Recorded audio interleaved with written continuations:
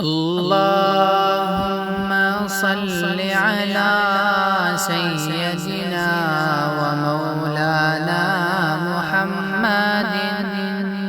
دوستو، بزرگ اور میرے دینی بھائیوں، انسانوں کی ایک عادت ہے، عام انسان کی بات کر رہا ہوں میں، کہ وہ اپنے اعمال، اپنے کردار اور اپنے افعال، اپنے حرکات سے زیادہ دوسروں کے اعمال دیکھتا ہے، دوسروں کے حرکتوں پر نظر ہوتی ہے اس کی، دوسروں کے اٹھنے بیٹھنے کو دیکھتا رہتا ہے۔ اس دنیا میں سب سے آسان کام تنقید کرنا، دوسروں پر اعتراض کرنا، اور بعض لوگ تو باقاعدہ مجلسیں جمع کر کے ان کی گاتے رہتے ہیں۔ ان کا کام اور مشغلہ یہ ہے، وہ ہوٹلوں میں اسی لیے جمع ہوتے ہیں، وہ روزانہ اس لیے چائے پینے کے لیے جمع ہوتے ہیں، ناشتہ کرنے کے لیے جمع ہوتے ہیں، تاکہ دوسروں کے کیا کرے، اعمال کا وہ جائزہ لیں۔ اب ظاہر بات ہے، ایک آدمی کی یہ عادت ہے کہ وہ دوسروں کے ہی اعمال کو دیکھتا ہے، دوسروں کو ہی مورد الزام ٹہراتا ہے، دوسروں پر ہی تنقید کرنا اس کا مزاج بنا ہوا ہے، تو ویسا انسان کبھی خود احتسابی نہیں کرتا، وہ اپنا کبھی جائزہ لیتا نہیں، وہ اپنے جائزہ لینے سے اور اپنا حساب کتاب لینے سے وہ دور ہو جاتا ہے۔ جو آدمی اپنے اعمال پر نظر رکھے گا، اپنے کردار پر اسے نظر رکھنا نصیب ہوگا، اسے پھر کوئی بھی دنیا میں برا نہیں لگے گا، اسے کوئی بھی بات میں برا نہیں لگے گا، اپنے اعمال کا اگر وہ جائزہ لے۔ بادشاہ ظفر، ہندوستان کے سب سے آخری بادشاہ مسلمانوں کے، انہوں نے ایک بات کیا کہی تھی، نہ تھی حال کی جب ہمیں اپنی خبر، نہ تھی حال کی جب ہمیں اپنی خبر، رہے دیکھتے لوگوں کے عیب و ہنر، پڑی اپنی برائی پر جو نظر، تو جہاں میں کوئی برا نہ رہا۔ آدمی اپنے اعمال، اپنے کردار پر اگر، اور اپنے حرکات و سکنات، اپنے شب و روز، دن رات کی زندگی پر اگر کیا کرنے لگے، محاسبہ کرنے لگے، جائزہ لینے لگے، اور اس پر غور کرے، اسی پر نظر رہے، تو اللہ کی قسم اسے کوئی بھی دنیا میں بحث کرنے کے لیے ملے گا ہی نہیں، وہ چرچا ہی نہیں کرے گا، وہ آرگیومنٹ ہی نہیں کرے گا، کیونکہ اس کو پتا ہے کہ میں کون ہوں۔ کیونکہ آپ سب جانتے ہیں، ایک عربی کا مقولہ ہے، صاحب البیت ادرا بما فیہ، کہ گھر والا سب سے زیادہ جانتا ہے گھر میں کیا ہے۔ آپ کے گھر میں کیا، مجھے معلوم ہے، آپ کو معلوم ہے۔ تو ہر ایک آدمی اپنا جائزہ لینے لگے تو پھر دوسروں کو جائزہ لینے کے لیے اسے فرصت ہی نہیں رہے گی۔ ہاں، یاد رکھیں، خود احتسابی اپنا جائزہ لینا ایک فطری آواز ہے، یہ فطری چیز ہے، لیکن آدمی لیتا نہیں ہے۔ تصوف کے لائن میں مراقبہ سکھایا جاتا ہے۔ مراقبہ کسے کہتے ہیں؟ ہم لوگوں نے تو تصوف کو بدعت سمجھ کر کے چھوڑو، ایک دم دامن جھاڑ لیا اور ماشاءاللہ بہت اچھے سے تصوف بدعت ہے، شرک ہے وغیرہ۔ اس میں ایک عمل کیا جاتا ہے، مراقبہ کا مطلب کیا ہوتا ہے؟ آنکھ بند کر لینا، گردن جھکا لینا، اور پھر دیکھ لینا۔ آنکھ بند کرنے کے بعد کیا دیکھنے کا؟ جیسے آدمی آنکھ بند کرتا ہے تو اس کے دل اور دماغ کا مانیٹر کیا ہو جاتا ہے؟ اسکرین کھل جاتا ہے۔ اس کے بدعملی، اس کے اچھے اعمال سب کے سب آئینے میں جیسا آدمی اپنے آپ کو دیکھتا نا، بالکل اسی طرح آنکھ بند کرتے ہی گردن جھکا کر کے جب وہ کیا کرتا ہے، دل کی آنکھ کھول لیتا ہے، پورا اس کا ہسٹری سامنے آ جاتا ہے، صبح سے شام تک تو نے کیا کیا کیا۔ جیسے ایک آدمی دوسرے کی طرف انگلی اٹھاتا ہے نا، 3 انگلیاں اسے دعوت دیتی ہیں، دعوت فکر دیتی ہیں کہ تو نے اپنا محاسبہ کیا یا نہیں۔ 3 انگلیاں، یہ تنظیمیں، ادارے، بڑے بڑے جماعتیں، سنگٹنیں میٹنگ کرتے ہیں کیا نہیں؟ ارے میٹنگ کرتے ہیں کیا؟ کچھ مسجدوں میں میٹنگ ہوتی ہے، کیا بولتے ہیں اسے، جنرل باڈی میٹنگ، کبھی کبھی 3 مہینے میں 2 مہینے میں میٹنگ کے جہاں اور بہت سارے مقاصد ہوتے ہیں، ان میں سے ایک مقصد کیا بھی ہے؟ احتساب. ہم کو جو اللہ نے ذمہ داری دی، مجھے جو فلاں انہوں نے مل کر کے صدر بنایا، سیکرٹری بنایا، میں نے اس کا، اس استھان کا، اس مقام کا، اس سیٹ کا کیا حق ادا کیا؟ ہوتا کیا نہیں؟ اب لوگ محاسبہ کرتے یا نہیں کرتے وہ الگ بات ہے، لیکن ہونا چاہیے نا. جہاں اور بہت سارے مقاصد ہیں وہیں میٹنگ میں یہ بات بھی ہونی چاہیے نا کہ ہمیں جو ذمہ داری دی گئی وہ ذمہ داری ہم پوری کر رہے ہیں یا نہیں. آج ہمارا مزاج ایسا بنا ہوا ہے، جب بھی ہمیں کچھ ہوتا ہے نا تو اپنا جائزہ لینے کے بجائے دوسرے کو ہم کیا مورد الزام ٹھہراتے. ان کی وجہ سے ایسا ہوا، ان کی وجہ سے ایسا ہوا، کارن اور سبب کے لیے دوسروں کو تلاش کرتے ہیں ہم. اب ظاہر بات ہے اس طرح ہم جو دوسروں کو تلاش کرتے رہیں گے تو کبھی اپنا محاسبہ کریں گے ہی نہیں، اپنا حساب کتاب لیں گے ہی نہیں، کبھی اپنا جائزہ لیں گے ہی نہیں. یاد رکھیں، جو قوم اور جو آدمی اپنا محاسبہ نہیں کرتا یا نہیں کرتی، وہ قوم کبھی ترقی نہیں کرتی، وہ فرد کبھی ترقی نہیں کرتا. اب دیکھو نا، تاجر لوگ ہوتے ہیں، بزنس کرنے والے ہوتے ہیں، کھیتی باڑی کرنے والے ہوتے ہیں. کھیتی باڑی کرنے والا بیج ڈالتا ہے، محنت کرتا ہے، کھاد ڈالتا ہے، پانی ڈالتا ہے، کتنی محنت کرتا ہے. اس کے بعد جب غلہ کم نکلتا ہے یا غلے میں کچھ خرابی نکل آ جاتی ہے، کیا کرتا ہے؟ وہ دوسروں کو مورد الزام ٹھہراتا ہے یا اپنے بارے میں سوچتا ہے کہ میرے اندر کیا کمی رہ گئی کہ آج اس مرتبہ میرا غلہ کیوں کم ہوا، میں نے کون سی غلطی کی تھی. نہیں کرتا ہے. بزنس مین، تاجر مہینہ مہینہ کرنے والے بھی ہیں اور سال میں ایک مرتبہ بھی جائزہ لینے والے ہیں کہ کتنا نقصان ہوا، کتنا نفع ہوا. نقصان کی تلافی کے لیے، منافع بڑھانے کے لیے عزائم کرتا ہے ہر ایک تاجر. وہ نہیں کرا تو تاجر کبھی اوپر نہیں جاتا، ترقی نہیں کرتا. لیکن افسوس ہوتا ہے اعمال کے معاملے میں ہم اس میں پیچھے ہیں، بہت دور ہو گئے ہیں. ابھی میں مثال دے رہا ہوں، 1-2 مثال دیتا ہوں، اس سے آپ اندازہ لگاؤ کتنے ہم لوگ اس سے دور ہو گئے خود احتسابی سے. جبکہ ضمیر کی آواز ہے، اندر کی آواز ہے، لیتے نہیں. ایک دوسرے کی ٹانگ کھینچنے میں، ایک دوسرے کا برا بلا بولنے میں، ایک دوسرے کی چغلی کھانے میں، اسی میں ٹائم پاس کر رہے ہیں. بڈھے ہو جاتے ہیں، یہ قبر میں پیر، پھر بھی چھوڑتے نہیں اپنی عادت. وہ بولتے ہیں نا ہٹ ٹو گنا، چھوڑتے نہیں. اب یہ بوڑھے لوگوں کی یہ حالت ہے تو پھر جوانوں کا کیا حال؟ سب سے بڑا مشغلہ بیکاری. آج ہمارے اندر ہے نا، سب سے بڑی خرابی ہے نا، خرابی بیکاری. نوجوان بہت بیکار ہو گئے، کچھ بھی کام دھام نہیں، لے اپنا ٹائم پاس کرنے کے لیے موبائل استعمال. موبائل خود بھی ایک بہت بڑا اب اس کے اندر جو اس کے وجہ سے جو برائیاں پھیلتی ہیں، اللہ اللہ اللہ حفاظت فرمائے. ہمارے نوجوانوں کے اخلاق کی اللہ حفاظت فرمائے. رسول اللہ صلی اللہ تعالی علیہ وسلم نے ہم مسلمانوں کو، ہم مسلمان کے بچوں کو بری تربیت سے، بری صحبت سے، برے عادت سے اور بیڈ ہیبٹ سے بچانے کے لیے کہاں تک تاکید کی، ذرا آپ نے غور کیا؟ رسول اللہ صلی اللہ علیہ وسلم نے فرمایا جب اپنے بچے 10 سال کے ہو جائیں تو ان کے بستر الگ کر دو. 10 سال کے ہو جائیں تو بستر الگ کر دو. کیا ہے؟ کبھی سوچا ہم نے کیوں یہ کہا آپ صلی اللہ علیہ وسلم؟ لیکن ہم اپنے بچوں کو دیکھتے ہیں فرینڈشپ کرتے ہوئے برے لوگوں سے، جائزہ نہیں لیتے، اپنی ذمہ داری نہیں سمجھتے، کیونکہ ہم خود بھی ویسے ہیں نا. یاد رکھیں ہمارے بچے جو ہیں نا ہم کو دیکھ کر کے سیکھتے ہیں. جائزہ لینے کا ایک طریقہ ہوتا ہے. آپ کسی کو کوئی بات بولے، وہ مانا نہیں، ایک طریقہ تو یہ ہے نا سوچنے کا، کیوں میں مانا؟ میں تیرا باپ نہیں؟ تو میرا بیٹا نہیں؟ میری بات کیوں نہیں مانا؟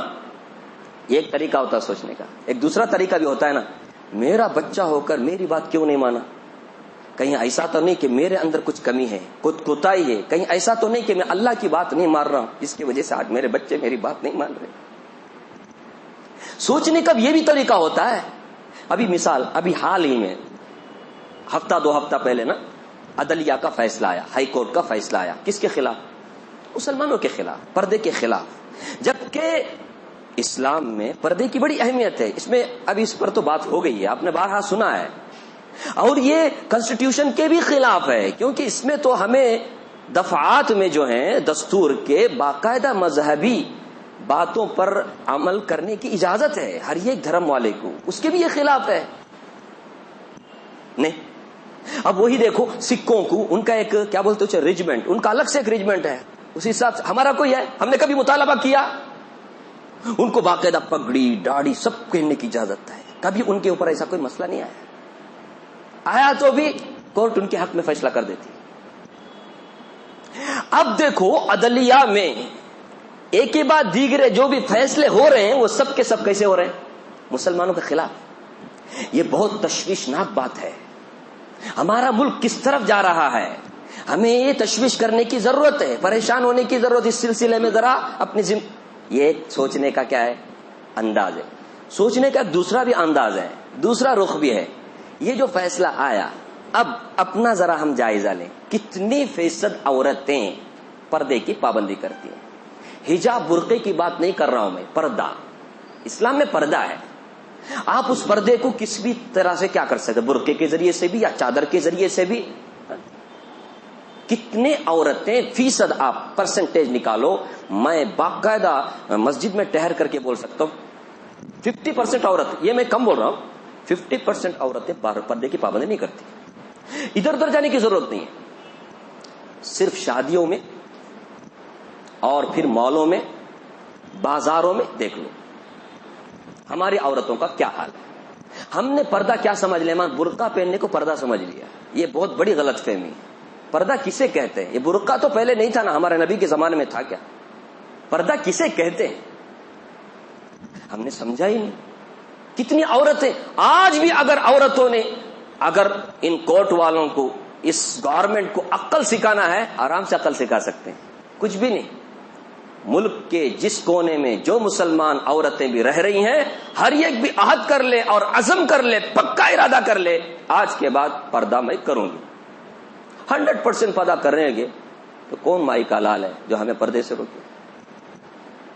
آج سکھوں کو کوئی مطلب آرگیومنٹ کر سکتا ہے ان سے؟ ابھی اس سے پہلے بھی بارہا داڑھی کے بارے میں بھی فیصلے ہوئے ہیں عدالت عظمیٰ کی طرف سے. داڑھی کو کیوں وہ چرچا اسی پر کرتے ہیں, اگر یہ کمپلسری ہے تو پھر یہ عمل کیوں نہیں کرتے؟ کمپلسری نہیں ہے تبھی تو عمل نہیں کر رہے. اس طرح وہ کیا کر رہے ہیں, چرچا کر رہے ہیں. داڑھی پر بھی یہی 90% مسلمان داڑھی نہیں رکھ رہے, تو پھر داڑھی ضروری نہیں ہے. داڑھی ضروری ہوتا تو پھر 90% رکھتے, 10% نہ رکھتے. یہ جائزہ لینے کا طریقہ ہوتا ہے, اور اس طرح ہم کورٹ اور سرکار کا مقابلہ کر سکتے ہیں. لیکن کون کرے, کون کرے, کون جائزہ لے؟ کھا رہے, پی رہے, وقت گزاری کر رہے, اور ذرا سوچتے نہیں کیا منصوبے چل رہے ہیں, کیا سازشیں چل رہے ہیں, کیا پلان ہو رہے ہیں مسلمانوں کو صفحے ہستی سے مٹانے کے لیے, اس ملک سے ہٹانے کے لیے, یا یہ کہ دوسرے نمبر کا شہری بنانے کے لیے. کون دے گا, کون جائزہ لے گا, کون محاسبہ کرے گا اپنا؟ قاضی مجاہد الاسلام صاحب رحمۃ اللہ علیہ کی مجھے بات یاد آئی ہے, محاسبے کی مجھے بات آئی. قاضی مجاہد الاسلام صاحب کا نام سنا, بہت بڑے قاضی, بہت بڑے فقیہ گزرے ہیں. اسی آج بھی آپ دیکھو شرعی کورٹ کا جو مرکز ہے, ایسا سمجھیے کہ اسلامی سپریم کورٹ, شرعیت کا اسلامی سپریم کورٹ جو ہے وہ بہار میں ہے, پٹنہ میں. الحمدللہ میں نے بھی وہاں تربیت لی ہے 1 مہینہ.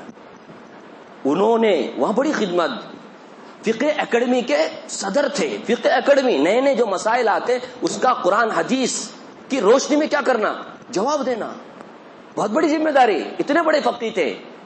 میں ان کے کچھ جملے آپ کے سامنے رکھ رہا ہوں تاکہ ہمارے اندر کچھ بیداری آئے. اللہ ہمیں بات سمجھنے کی توفیق دے. قاضی صاحب فرماتے ہیں, مسلمانوں ملک کے, میں اس میں بولنے میں ہو سکتا ہے الفاظ میں لیکن خلاصہ آپ کے سامنے رکھتا ہوں. قاضی صاحب کہتے ہیں, دیکھو مسلمانوں, جس جگہ بھی تم رہ رہے ہو ملک کے, تم باشعور بنو, باشعور بنو کہ تمہارے ساتھ کیا ہو رہا ہے, اس بارے میں تمہیں کچھ شعور ہونا چاہیے. باشعور مسلمانی کیا کر سکتا ہے, ترقی کر سکتا ہے, وہ محاسبہ کر سکتا ہے. اور دوسری بات انہوں نے فرمائی, دوسری ضروری بات یہ ہے, مثال دی انہوں نے, روڈ کی مثال دی, روڈ, راستہ.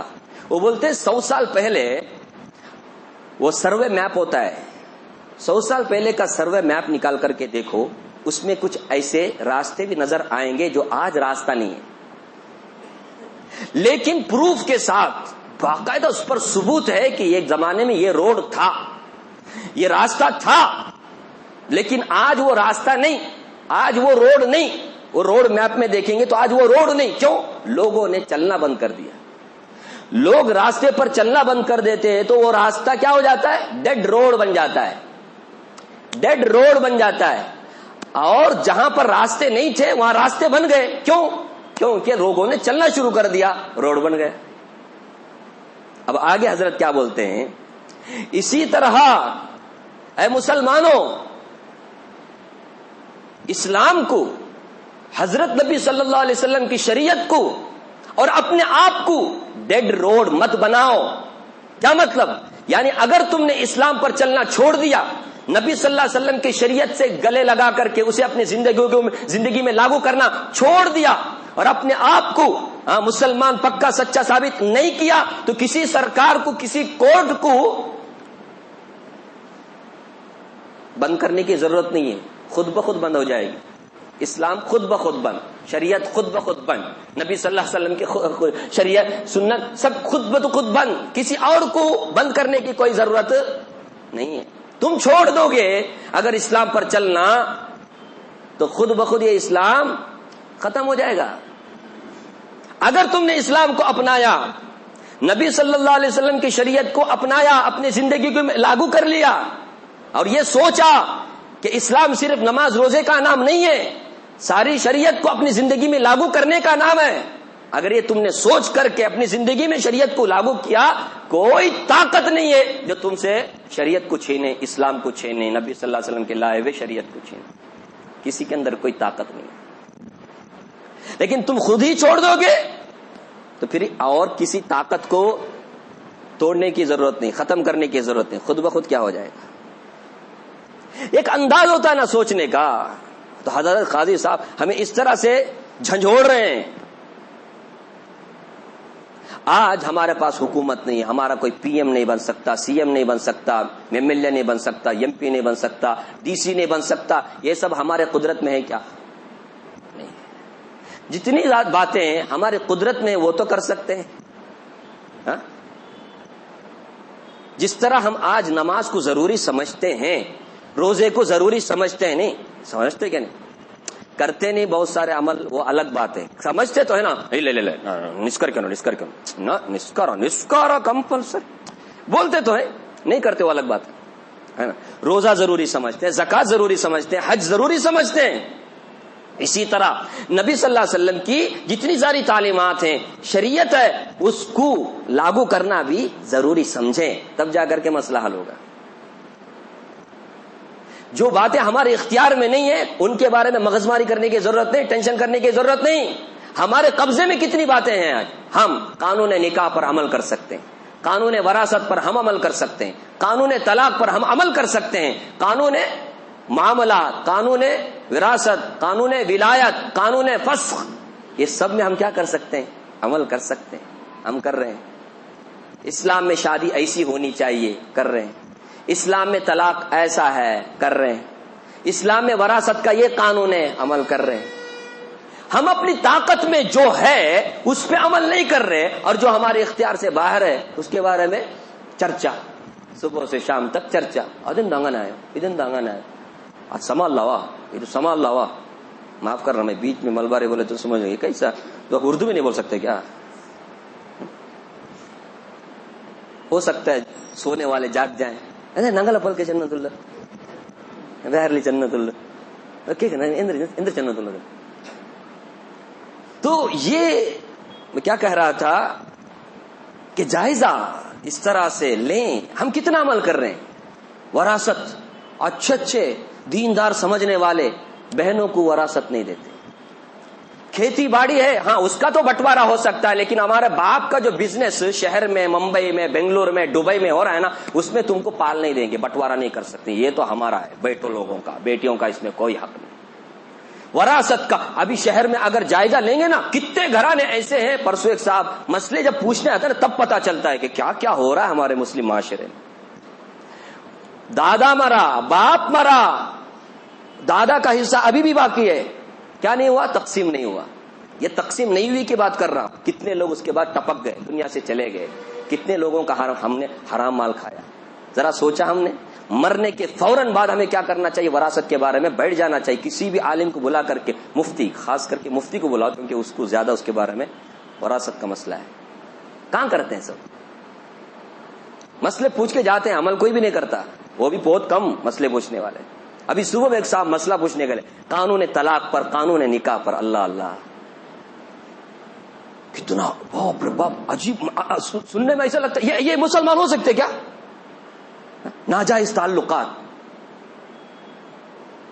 ادھر اس نے ناجائز تعلقات، ادھر اس کی جس کے ساتھ اس نے ناجائز تعلقات اپنائے. یا اللہ، بعد میں نکاح ٹوٹ گیا. اب نکاح ٹوٹنے کے بعد اس کو تو اس کا شوہر لے کے چلا گیا، میں اشارے کر رہا ہوں. اب اس کو احساس، اس عورت نے کہا کہ میرے کو ایسا شوہر نہیں چاہیے جو ناجائز سمبند رکھتا ہے کسی عورت سے، رات میں جاتا ہے صبح میں آتا ہے، اس کے پاس نہیں رہتا. یہ مسلمان. اب وہ پوچھ رہا ہے اب میں نکاح کر سکتا ہوں کیا دوبارہ؟ اب احساس ہو رہا یہ کیسے مسلمان ہے؟ ادھر بیوی ہے اپنی، حلال ہے، حلال کو چھوڑ کر کے حرام. کیسے مسلمان؟ زنا کے جتنے سارے اچاچار کے، ویشا باٹی کے، وہ کیا بولتے، وہ اللہ حفاظت فرمائے، سب میں مسلمانوں کے نام آ رہے ہیں. باقاعدہ شوہر بیوی بزنس کر رہے ہیں. یہ ہے مسلمان.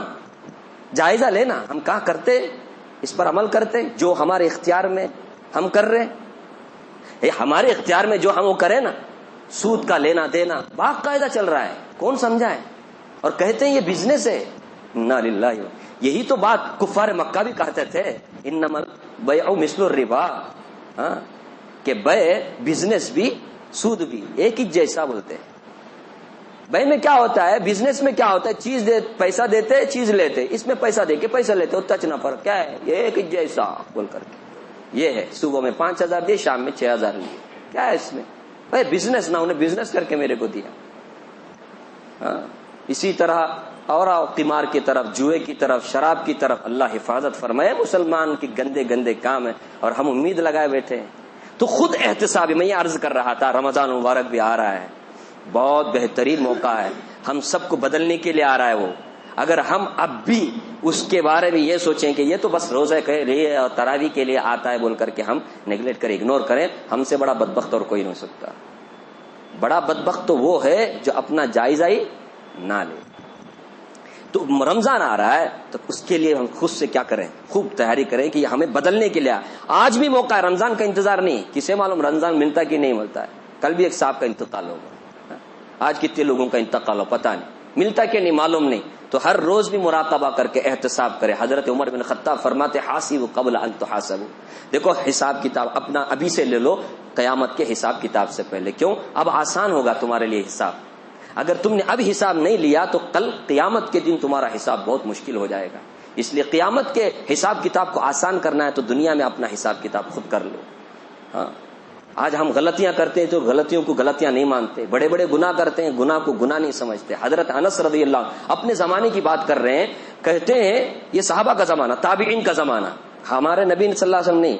صحابی حضرت انس کہتے ہیں، تابعین ہیں ان کے پاس، وہ کہتے ہیں انکم لتعلمون اعمالا ہی ادق من الشعر. تم ایسے ایسے کام کر رہے ہو جو باریک، بال سے بھی زیادہ باریک ہیں، مطلب تم اس کو معمولی سمجھ رہے ہو. اور فرمایا ولیکن کننا نعدها فی عہد النبی صلی اللہ علیہ وسلم الموبقات. لیکن ہمارے نبی صلی اللہ علیہ وسلم کے زمانے میں اس کام کو ہم ہلاکت اور تباہ اور برباد کرنے والے اعمال سمجھتے تھے. تم اس کو معمولی سمجھ رہے ہو. ہمارے زمانے میں اسے ہلاکت میں ڈالنے والے اعمال ہمارے سمجھتے تھے، اور تم لوگ اس کو بال سے بھی زیادہ باریک سے مطلب معمولی سمجھتے ہو. ایسا کتنے کی گناہ کرتے جسے ہم معمولی سمجھ کے کرتے ہیں. اپنا محاسبہ کریں، اپنا جائزہ لیں. ادھر ادھر دیکھیں گے، تنقید کرنا، اعتراض کرنا سب چھوڑ دیں. اپنی فکر کرے، اپنا قبر، اپنا حشر. ہاں، کل ایک دعا ایک مولانا کی سنا، اللہ مجھے وہ یاد آ رہی. دعا میں ہم بس دعا، اے اللہ کل قیامت کے دن اپنے جاننے والوں کے سامنے ہمیں ذلیل اور رسوا نہ فرما.